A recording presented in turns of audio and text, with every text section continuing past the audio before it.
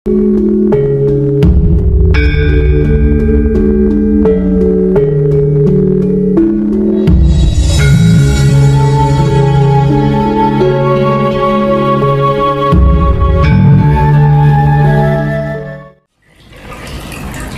kita tidak harus menunggu timing atau momen yang keadaannya lagi kini kita lagi terbangun kan gitu kan.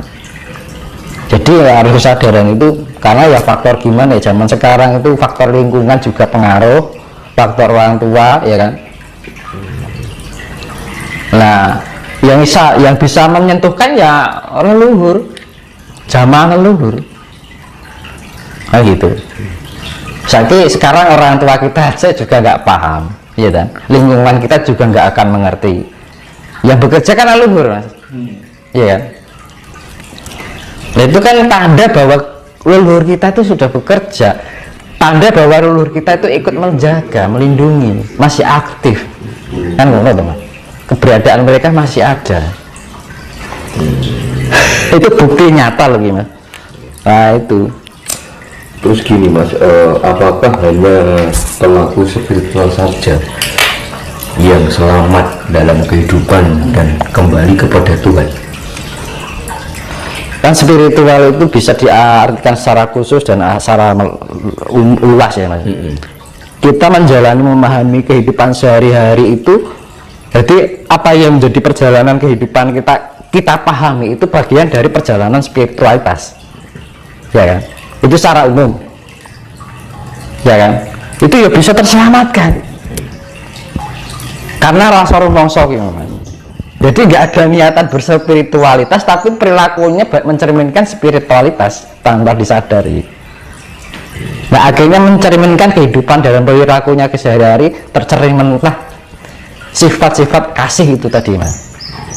Jadi yang menyelamatkan ini kasih itu sendiri. Makanya secara nggak langsung perilaku dalam kehidupan sehari-harinya itu sudah bagian dari spiritualitas tanpa dia sadari, tanpa dia harus mengarahkan pada sifatnya untuk belajar spiritualitas kan ngono. Mana spiritualitas secara khusus yaitu tadi kita mengolah meditasi, menata di dalam kehidupan sehari-hari dari ucapan kita, pikiran kita, rasa kita, perilaku kita kan ngono. Jadi spiritualitas bisa dimaknakan secara khusus ataupun secara luas. Berarti intinya gini mas, ketika kita berbuat baik, bertoleransi antar sesama, meskipun kita tidak belajar spiritual, apakah itu bisa dinamakan dengan kesempurnaan hidup? Ya kalau menjalani, kalau lebih kesempurnaan ya kita harus mengolah meditasi mas, secara khusus itu tadi. Tapi kalau yang sifatnya luas itu ya melakukannya di luar kesadaran. Jadi perilakunya itu sudah bagian spiritualitas yang mencerminkan sifat kasih, budi pekerti. Nah, nanti juga orang-orang itu juga akan terarahkan dengan sendirinya dengan apa, rasa cinta, kasih sayang, cinta dengan alam, cinta dengan sesama itu kan. Tapi yang menuju suatu kesempurnaan itu benar-benar kita fokuskan pada pengolahan analisa diri. Jadi benar-benar di atas sadar bukan di bawah sadar. Kadang-kadang ini kan hidup kita beruntung atau bejo nek basa Jawa ini. Tanpa disadari perilaku kita sudah mencerminkan suatu spiritualitas. Gitu.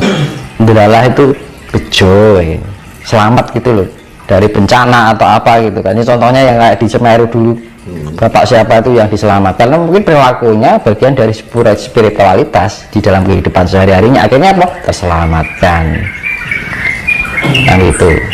Tapi terselamat istilahnya dalam lingkup terselamatkan, untuk menuju suatu kesempurnaan harus diarahkan lebih khusus.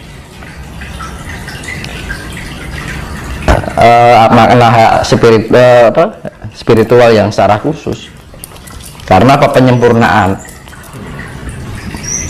Karena di dalam diri kita kan nek Jawa sembah cipta, sembah rasa, sembah jiwa, sembah raga kan ngono.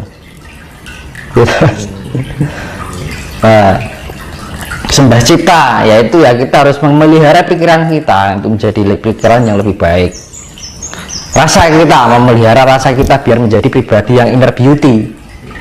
Karena mas smart ya, kecerdasan, inner beauty ya kan, sembah jiwa untuk menjadi pribadi yang belen atau penuh kasih ya kan, self control, pengendalian. Nah, sembah rogo ya, segala tindakan perilaku kita itu tidak merugikan dari alen, entah itu sama hewan, entah itu sama tumbuhan, entah sesama hamemayu hayuning sasomo. Makanya kan hamemayu hayuning bawono, hamemayu hayuning sasomo, hamemayu hayuning diri. Jadi konsep Trifula Wedala itu ya mas. Iya.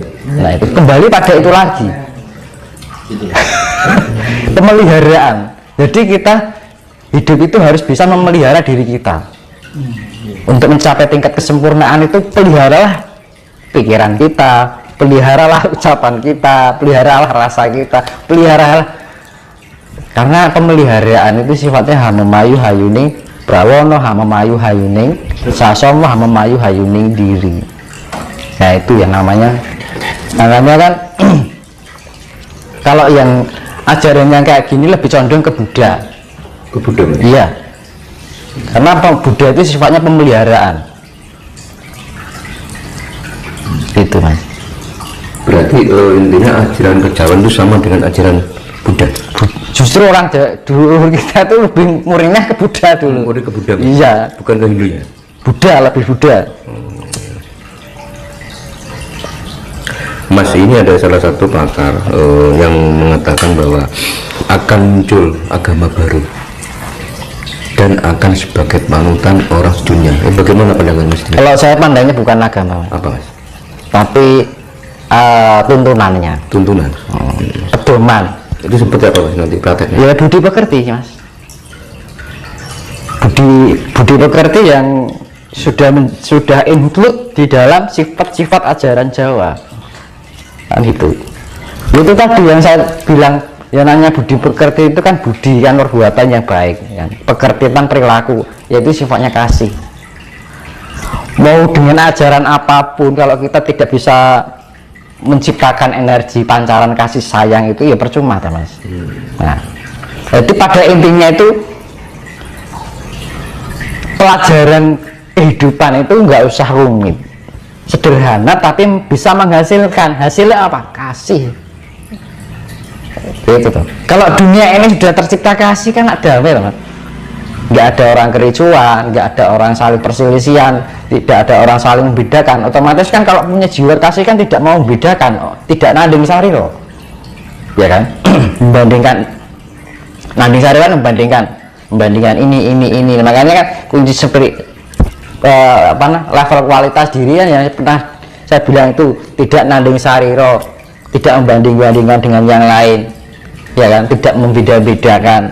Terus mengukur sariro, ya kita tidak mengukur aku seberapa, dia seberapa, dia si A si B seberapa, nggak mengukur bahwa semua itu adalah kesetaraan ciptaan Tuhan yang sama, adil itu kan.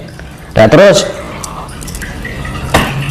tepo sariro, kita bisa lebih memahami yang lain, entah itu terhadap manusia, hewan, tumbuhan, dan semua ciptaan yang ada di alam semesta ini. Sifatnya pemeliharaan, hamemayu hayuning sasomo, ya kan? Terus mawas diri, ya kita harus bisa memelihara diri kita dari ucapan kita, pikiran kita, rasa kita, harus mempunyai keselarasan, keadilan di dalam diri kita, ya kan? Nah, bisa mengenal diri kita, akhirnya apa bisa mawas diri, akhirnya kita apa? Ngulat sariro, bisa memahami diri kita akhirnya menemukan jati diri kita, identitas. Ini loh, aku tuh sebenarnya seperti ini, kan gitu.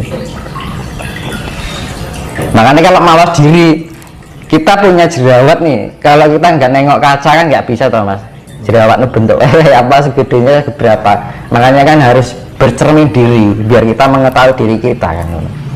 Itu mawas diri. Kalau kita sudah bisa melatih mawas diri itu, nanti akhirnya kita ketemu sedulur kita sejati yang diarani ngulat sariro.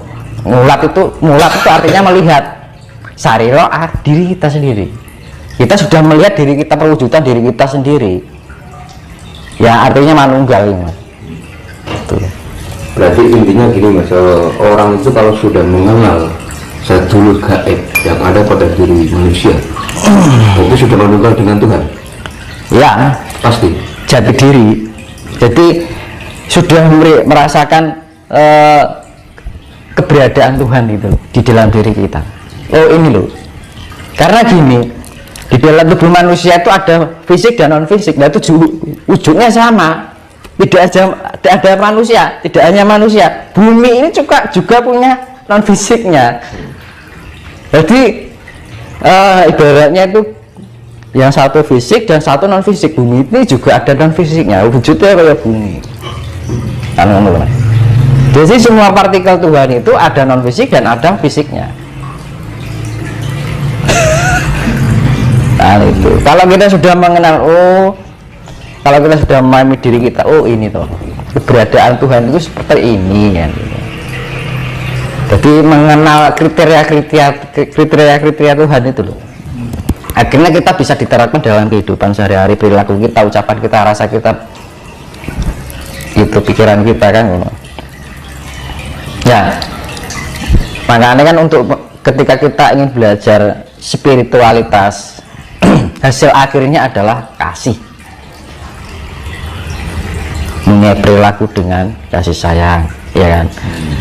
Ucapan harus dilandasi kasih sayang, pikiran harus dilandasi kasih sayang, rasa juga dilandasi inner beauty atau kasih sayang. Itu teman.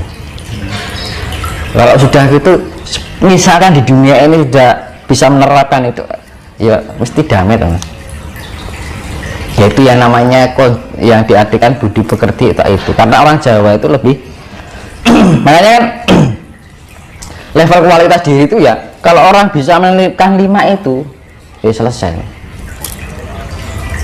orang akan mengenal. Pertama, tidak nganding sariro. Kedua, tidak ngukur sariro. Ketiga, tepo sariro, lebih bisa memahami yang lain, entah itu hewan, tumbuhan, atau manusia, atau semua ciptaan alam semesta, bagian dari alam semesta. Terus mawas diri, kita lebih menganalisa yang ada di dalam diri kita.